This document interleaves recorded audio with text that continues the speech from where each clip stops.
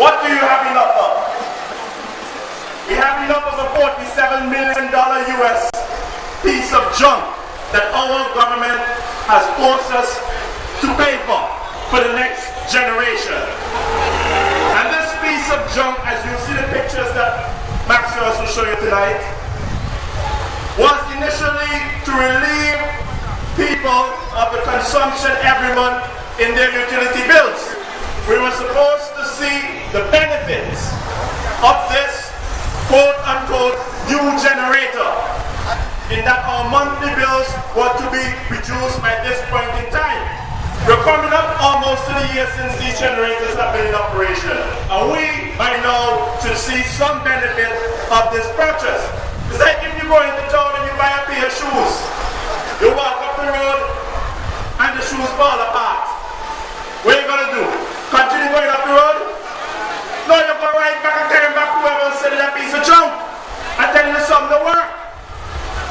But for right now, it's nearly a year we left that shop since it started to perform. Some now work, and we still walking up the road. Turn back, Antigua. You need to turn right back around and go back into that shop and tell that man, tell Baldwin Spencer, tell Lou Hanning, Hu Shintao, call Madam Wang, call all the other people who are involved in the procurement of this generator. David Joel, the diplomat who came to negotiate for this loan agreement, to come and tell us the sum isn't any good. It is a piece of junk. We want our money. Because at the end of the day, there are certain individuals who will come and tell you that we require empirical evidence to say that the generators are old. And that can simply be given. Look at your utility bills. That is the empirical evidence. Look at your utility bills every month. From last year, compare them to when these generators went online. And those bills have not gone down. There's only one direction those bills are going, up.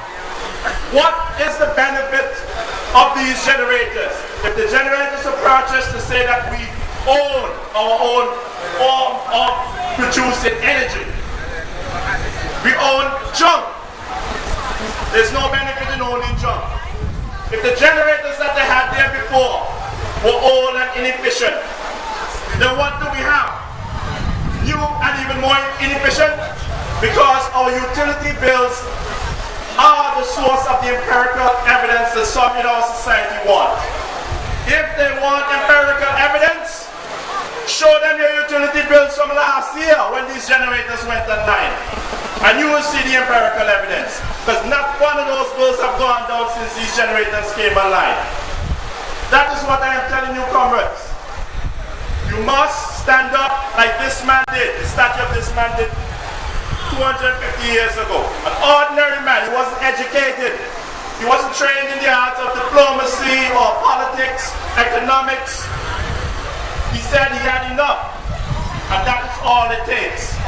My grandfather, Vere, he was a man that didn't have much more education than Prince Class.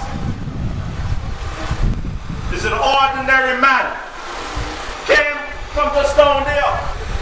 Came from that area, New Street, in the same area. And you know what he said? I had enough. 1939, the 18th year came into existence. These men and women, these heroes, said they had enough. So why we can't do it today? Because we have too much education? Because we're too scared? Because what Baldwin going to do to us? There was a man in the United States when they were fighting the Civil War. You see what happened? The South, the Confederacy, did not like the fact that the Union was going to do away with slavery. So they went to war. The President of the United States was Abraham Lincoln. And when the South went to fight the North at Bull Run, the Union troops ran. They ran off the field and they kept losing battles.